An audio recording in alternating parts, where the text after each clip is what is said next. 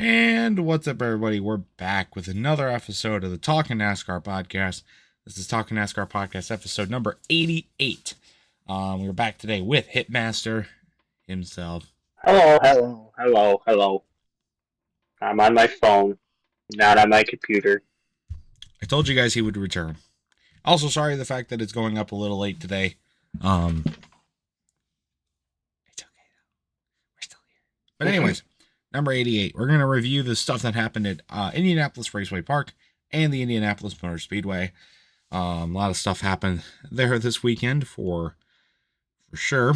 Got some other news as well, though. Some big silly season stuff news. Silly season stuff that's come out, including some really wild stuff, including the penalties from Indianapolis. And then at the end, we will preview the actions at Richmond coming up a while from now. So, let's just jump straight into it, shall we? So, first off, for the truck race at the Indianapolis Raceway Park, some good short track action from there. Was a lot of fun to watch the racing. There were some jumped restarts. So, idiots for jumping the restarts. Came down though. Ty Majeski was able to take the lead late and score the win. His first win of the season. So that was pretty cool there for Ty Majeski. And then afterwards, Corey Heim and Christian Eckes got into an altercation. The two probably most dominant drivers of the Truck Series season got into an altercation, but nothing really big came from it. I think they were commenting on some earlier things that happened in the race, which overall didn't really impact a whole lot because Ty Majeski pretty much just ran away with the race anyways. So, and then for the Xfinity race, though, was a lot more exciting overall. There were some huge wrecks all throughout this race. The SHR drivers were dueling for the lead once again, Cole Custer and Riley Herbst, with Eric Almirola in his first race back since his suspension, getting into the mix at the end of the race and setting up a very, very thrilling finish between those three cars. Riley Herbst made a last lap pass for the win after Almirola had passed him 3 wide on the front stretch, and then Herbst had gotten back and bumped him out of the way to go ahead and get the win. So that was also Riley Herbst's first win of the season, which is kind of surprising. He's been running really, really good all season, but finally broke through, got that win. Which is going to be huge for his job findings as the season continues.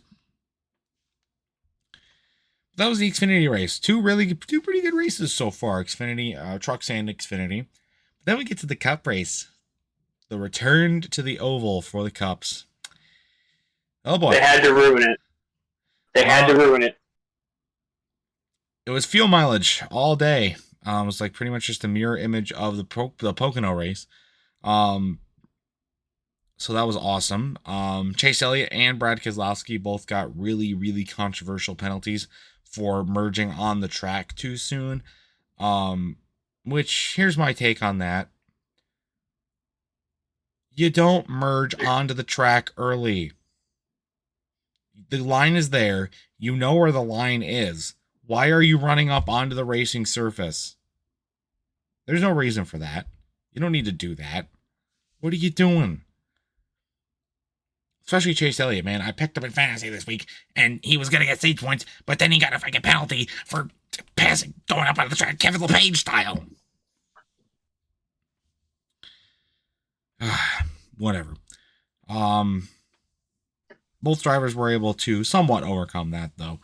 Huge wreck for William Byron as well. Took a huge hit into the inside wall on the backstretch. Seems like he's okay. There hasn't come out about him having any issues yet, so he should be okay now. Seemed fine at his interview post-wreck, but that was a huge crash. Then overall, the chaos really picked up in stage 3. The Caitlin Clark car wrecked Josh Berry, so that was interesting. But Joey Logano and Jimmy Johnson were both taken out on a restart, which two hard wrecks there going into turn one. It was also a really tough day for Martin Truex, getting caught up in multiple incidents. And then, the racing seemed like it was going to work out. Brad Keselowski was going to pull off some impeccable fuel mileage here to go and get the win in a late battle there. And then Kyle Busch wrecked again. Kyle Busch. So we're going to overtime again. Lovely. Before they even took the green flag to start overtime, Brad Keselowski pitted because he ran out of gas. No surprise there. Which allowed the third place car, which was Kyle Larson, to move up from the third place restart position to the pole, to the lead, going up against Ryan Blaney. But it didn't really matter because they got into turn one and the big one happened. And that was awesome. So took out a lot of cars there, and there was a long red flag, which really normally they wouldn't throw a red flag. The track's so narrow that they decided to throw the red flag, but they decided, which I thought was a huge savior for fuel mileage for a lot of people because of how long it took to clean up the mess. Many drivers would have definitely ran out of gas, which I was hoping for because Chase Elliott could not pass a car to save his fucking life, and he was stuck back in 17th. Whatever. Anyway. Finally got that all set up, and then the second overtime and the last overtime happened.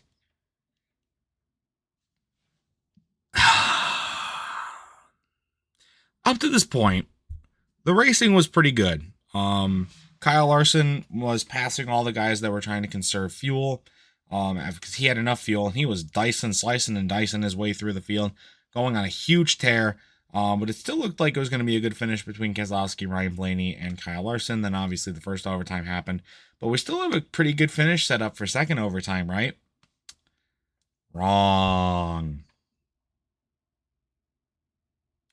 Ryan Preece spins out on the backstretch, hits the inside wall. No caution comes out, even though he hit the wall pretty hard. No caution. Looks like he's just going to sit there. They're not throwing the yellow. But of course, as Larson gets ready to take the white flag, Ryan Preece tries to drive the car with 4 flat tires. Tries to drive the car around Indianapolis. What the hell are you doing, Preece? Pulls up onto the middle of the track, parks the car, forces NASCAR to throw the caution after they already took the white flag. Kyle Larson wins. What were you doing, NASCAR? Like, tell me this is not a scripted ending, by the way. You're at Indianapolis. Larson did the double, but he couldn't actually do the double because of the rain. He's driving the paint scheme that he was going to run at Charlotte. And you pull this bullshit so that he can win in a redemption story. Tell me that is not scripted at all.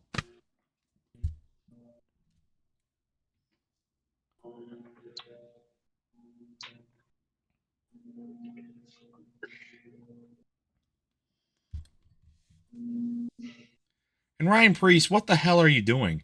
First off, you throw the caution there. I'm sorry. You throw the caution. Even if Preece doesn't move, he's still in a bad spot where if somebody else spins out on the last lap, he could have gotten hurt. Just throw the damn caution. It was like 2017 Indy when there was a wreck in turn one and they waited until Casey Kane had crossed the overtime line to throw the caution because they just didn't want the race to continue. Who was in the 5 car, may I just say? True. Very true, actually. I didn't think about that. But anyway. Yeah, I just realized that. He wasn't in the 9 car. What are you doing, NASCAR? Like, the race was actually good. It looked like the Brickyard 400 might actually be back. And then you throw in some officiating bullshit, and now we get this. I'm telling you right now, if Michigan is like this in a couple weeks, there is going to be hell to pay, NASCAR. Because to me and Tyler, Michigan is the best race of all time in our eyes because that's our home, and we wish we were racing in those cars so that we could teach every driver how to race at Michigan, but we can't. So I feel like if Tyler actually raced a race car, he would just put Pringleson and company and just put all of our faces on a race car and then just That would race go it. so hard. No, I would totally do that. You think I wouldn't do that? You're awesome. Anyway, that was a really. Subscribe. That's right, PD. Subscribe. That was a really shitty finish, NASCAR. Like, what the fuck? It's gonna leave a bad taste in everyone's mouths for the next few weeks because there's no racing due to the not the All-Star break, the Olympics. And it's just like, what the fuck are you doing? Like, come on. Anyways, Kyle Larson wins. Woohoo. Yappity do. That was the race. So, I mean, overall, you still look back on it and overall, it was still a good weekend of racing. And I definitely think this new package has definitely helped the oval out a bunch. And I hope that next year we don't see this bullshit again. Talking to you, Ryan Preece, but he might not have a job next year, so maybe we won't have to worry about it. We'll get to that a little bit later. Anyway, that was it for Indianapolis, though. Unless Hitmaster, you had any other final remarks? NASCAR screwed Indy. Ew. Realest thing you've ever said. Anyway, that was Indianapolis. Let's put it in the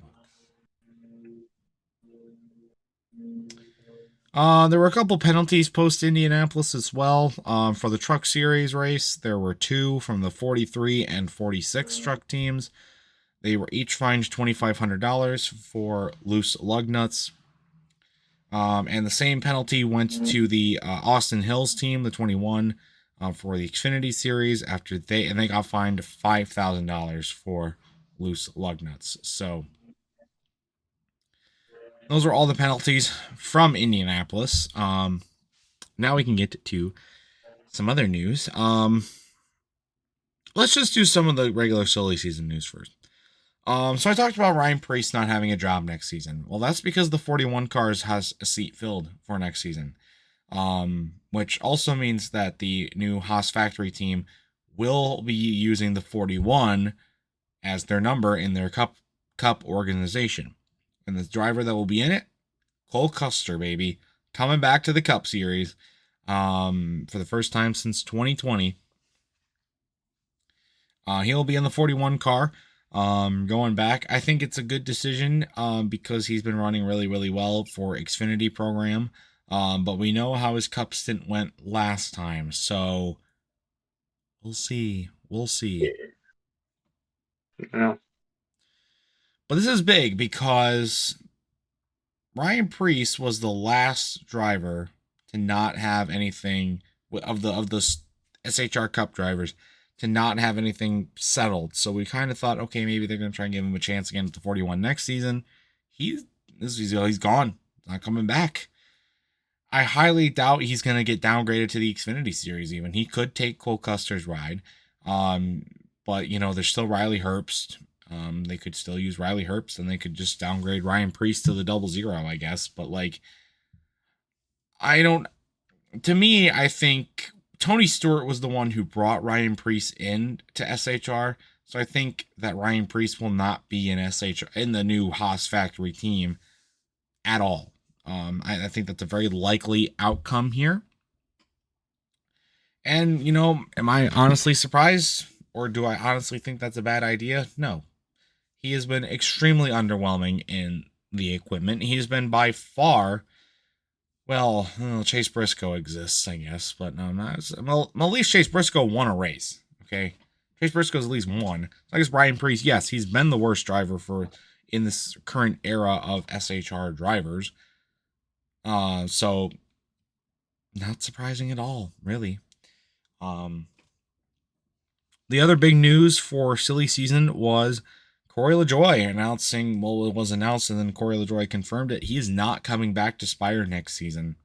Um, that's quite shocking, honestly. It seemed like they were locked into the Corey LaJoy experiment, and he's gone. He's out of his ride. Imagine he goes to RCR I wouldn't be with Kyle surprised. Busch I after the situation at Pocono. That would be pretty crazy. I don't think that'll happen, but that would be insane. If that happened, it's like your new job is with your arch enemy Kyle Busch. Woo. Um, and his situation is kind of similar to Ryan Preece. I don't know if he's going to get a good ride next season, if get a ride at all. He's been pretty mid in the car over the last few years, and just really hasn't done anything worth really getting a job. Getting a job next season, and with the stuff that happened to Pocono, it's like, who's gonna hire him after that kind of a stunt, you know? It's also gonna be interesting to see who takes his ride. I think there's a lot of good candidates to take his ride, especially with Rodney Childers at the helm. I think it's going to be a very interesting vying for the position, and it's going to be interesting to see how it goes. So that should be good. Now that was all the, well, no, I guess we got a couple other things. Gray Galding's case, they went through everything with court for, because he got arrested on domestic dispute charges, abuse charges, and went to court. His case got dismissed. So not good. But so that's all over, I guess. Over. I mean, he's probably still not going to get a ride, but you know, he didn't get any charges or against him or anything, which is kind of shitty, to be honest. Anyway, that was that. Now here's the really big piece of news. And I hate to get political, but Donald Trump brought up NASCAR again, and here we go. Here's Trump's plan if he becomes president. Again, he wants to fire all of the military generals, all of the top military generals, and replace them with NASCAR drivers.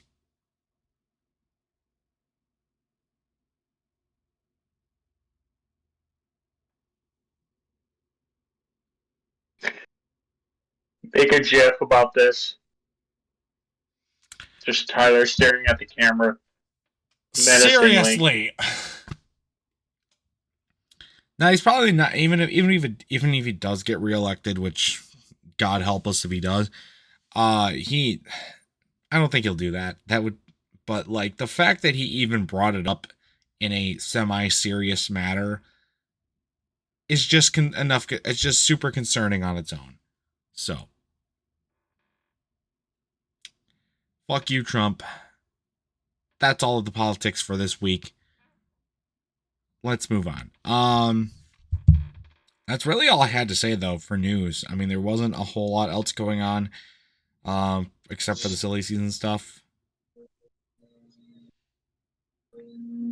I don't know if Hitmaster, you had anything you want to add or. In other news, there are talks of Haas working with Deegan to get her ride for Haas for the Xfinity Series.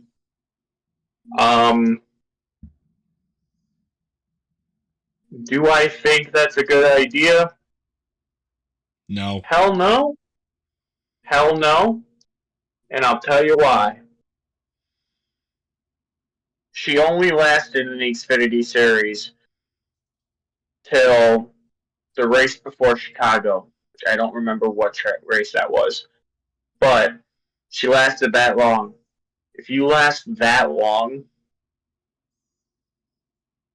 like, okay, I can see if, let's just say, for future future, maybe put her in the Xfinity series. Or not Xfinity series, sorry, the truck series. You know, give her more, you know, learning ability. Get a good truck team to help her out. Then maybe when she gets like maybe a couple wins in the truck series or whatever, and is in a playoff opportunity, then put her up to the Xfinity series. Because you're just going to turn it into a Danica Patrick, and I'm sorry, but Danica Patrick sucked. She never did the truck series. She did only a couple Xfinity series, and then she went straight to Cup. And now look at her. Disgusting. So She's marketable. That's the reason why they're even talking to her. Train her while you still have the chance. So. She's still young. She still has a lot to learn. Even if you do bring her to Haas, give her like a teammate that has been in the Xfinity series for a while. You know? I don't know. I don't think that's going to be a smart idea to hire her, but I don't think that'll actually happen. That's about it. So. Well, if that's it then the weekend. It's time. So obviously, there's no race this weekend or next weekend for NASCAR at all because of the Olympics, which means that we are also going to be on hiatus for 2 weeks. That means no episode next week or the week after that. Our first episode back will be August 15th, I want to say. No. 16th. August 16th will be our first episode back. And we will be talking about the one race that we've been waiting for a while. It's going to be peak. It's going to be peak. Our home track. But we'll be back then for post Richmond. So in this episode, we are going to preview the action at Richmond, but it's still a few weeks away. So expect that August 16th episode to be a little longer because any build up of silly season news, we will just dump on that episode. But we can still preview Richmond right now. Short track action during the day in the middle of August. That's a smart idea, NASCAR. How about you just run a night race again?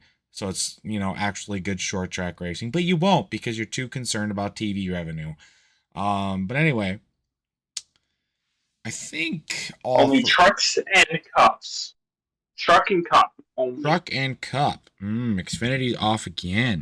Because Xfinity's off because the next race they have is Michigan.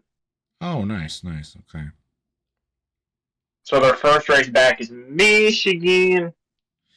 All right, who we think's gonna win the truck race? For the truck series, I don't know yet who is going to race in the truck series for that. But you know what? Let's go with Ty Majeski. He's going to go back to back. Interesting pick. I'm gonna pick Corey Heim. Jamie Little made a interesting comment after the Indianapolis Raceway Park race. She's been saying how Christian Eckes finished 22nd today, and that means he's probably gonna win the next race, huh? I'm like, okay, yeah, sure, all right, yeah. So I'm gonna pick Corey Heim to win. So here we go. Because apparently he is, according to Jamie Little. So there we go. And then the cup race. The chips return. Yes.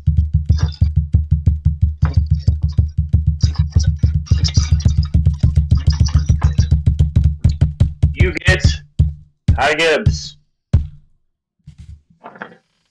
So who knows? Maybe you'll win the poll. Better than nothing.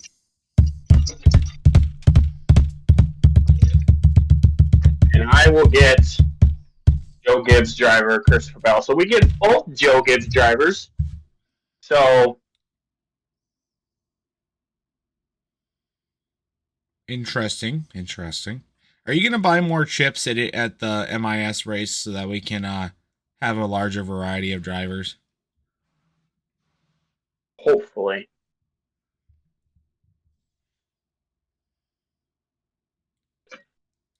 My friend is actually going to have his first ever Michigan race and first ever NASCAR race. So, Mother Nature, if you're listening to us right now, I swear to God, if you destroy it for him, this is on you. Because Michigan, every single time we go, it rains, no matter what the occasion is. The last time I actually saw a race that wasn't rained at Michigan was when Kevin Harvick won in that beautiful Busch Apple 4-car. Oh, it looks so beautiful. Oh. But now it just looks like garbage with peach. We're gonna eat a lot of peaches and we're gonna move into the country. Eat a lot of peaches. Anyways, that's all we gotta say though for this week's episode of the Talking NASCAR podcast. Like I said, we will be back on August 16th for our next episode. So but if you would like to be a guest on the Talking NASCAR podcast, all you gotta do is join the Pringles Thunder Company Discord. Link is in the description down below. Request the Talking NASCAR role, and then me or Hitmaster will figure out a time to get you on and talk some NASCAR. So, otherwise, that's going to do it though for this video. So stay tuned for much more amazing content, including more stuff from both Hitmaster and me. Go subscribe to each of us. And until next time, see you guys later. Goodbye. Deuces.